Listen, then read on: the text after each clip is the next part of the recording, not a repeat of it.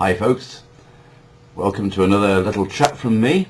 Well, the shot that you saw in the opening scene was the house that I and my wife Ruth live in, the Owl House, which is on the outskirts of the medieval city of York. Now, I've got no problems about displaying this image. It is, after all, on Google Streets, so it's in the public domain. And as you can see, it's a well-built, fairly elderly house, quite a lot of greenery around it. And this month, April 2009, there are two special anniversaries connected with this house, both of which have got some marketing messages for you. Now, it was in April 1909 that the house was first built.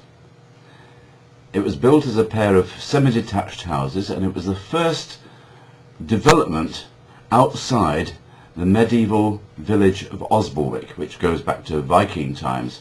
And just over the road from me, in that direction, is a street called Moatfields, which was the site of the original moated Tudor manor house, long since gone. So it's an old house. Just outside the house is a semicircular part of the wall, which used to be the old village pound, where any stray animals in the village were rounded up and kept there until the owners could be traced.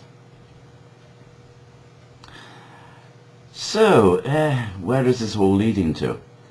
Okay, as I say, it was 100 years old. It's had quite a few owners. The first owners were a pair of nuns. And it's had quite a checkered history, gone through quite a lot of rebuilding work inside, and Ruth and I have tried to restore it to some of what it used to be like. But let me tell you about the other part of the semi-detached house next door. 10 years ago it was sold for peanuts. The couple who owned it had lived there for 40 years, and quite honestly, it was neglected. The rooms haven't been decorated, or some of them hadn't been redecorated for 40 years. The garden was a mess. Structurally, the property was in poor condition. And it sold 10 years ago for about half the price that Ruth and I paid for it 10 years earlier. Now, we've had a different attitude towards our part of the semi-detached, the Owl House as we call it. It's been regularly maintained. Some years ago we had to spend £10,000, that's GB pounds, on some structural work because the foundations were subsiding.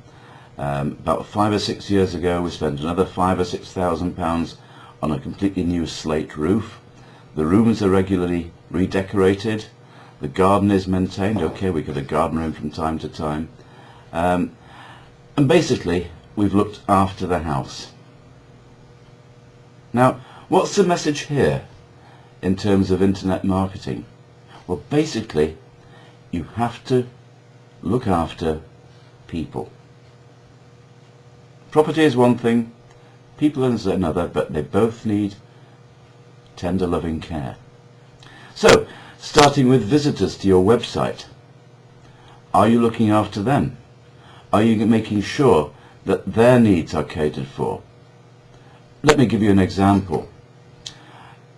There are an increasing number of occasions when somebody is trying to sell something on a site, and it's very difficult to find what the price is. And quite honestly, I don't know whether if you're the same as me, but when I go onto a website that's trying to sell me something, the first thing I do is scroll down to the end of the page and see how much it's going to cost me. And if I can't find out very easily what it's going to cost me, then, I clear off. So, just a small example, be upfront about what people are going to have to pay. Okay, they scroll down, they see how much they're going to have to pay, and then if it's within their budget, they'll go back up and read again. But don't try to hide the cost. Make it easy for people to read.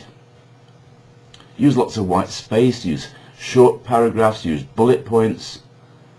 You're there to help them to find out what you want them to know. So look after your website visitors. And once you've converted them to customers, look after your customers. Because it's very easy to lose a customer. Make one mistake and they're gone. You know, it happens very, very quickly. Look after your customers and they'll come to respect you, they'll come to buy from you again. You know, go the full 110%, as British footballers are fond of saying, to make sure that you give them top quality service. If they want a refund, give them a refund, fast, don't quibble. I've actually had testimonials from people who I've given a refund to, thanking me for the refund service. And, believe it or not, they came back and bought again from me. You really have to look after your customers. And even if they're not buying from you, if they are subscribers to your newsletter, look after them. Don't distinguish between the subscribers who buy and the subscribers who don't buy. If you give somebody a freebie, give them the same service to support that freebie as if they were paying customers.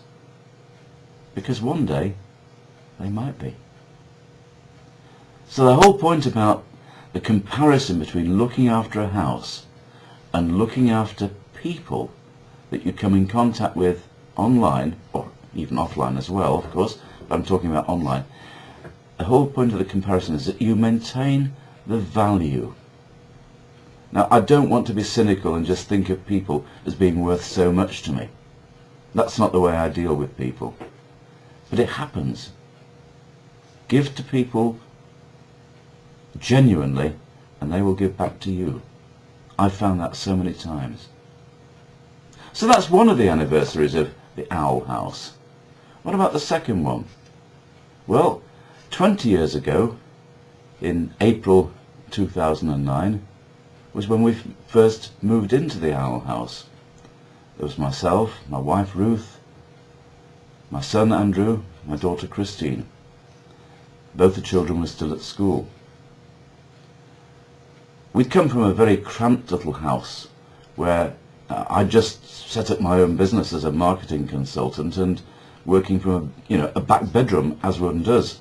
And I realised I needed the room to expand. So we decided to sell and move to a bigger house. And we searched for about 6 months. We found the Owl House. It wasn't called the Owl House then. It just had a number.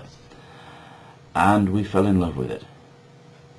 But quite honestly, it was outside our price range. But we really, really wanted this house. And Ruth and I said to each other, well, look, if we're only there for a year, if the business doesn't go too well, if we're only there for a year, at least we'll have enjoyed this magnificent house for a year, and then maybe we have to move on. Okay, 20 years later, we're still here. The business did well, the kids moved on, they're both working, Christine has a family, we have 3 lovely grandchildren. The house is too big for us now, and no doubt we'll have to move on again. So what's the point here? The point is, if you really want something badly enough, you'll work for it. And what I suggest is that you set yourself goals. Write down a list. What do you really want to happen in the next 12 months? Write it down. It's a commitment to yourself. And believe me, that sort of commitment works. So, those are the messages from the 2 anniversaries of the Owl House. Number 1, look after people. Number 2, go for your goals. I'll be back soon with another little chat. Bye for now.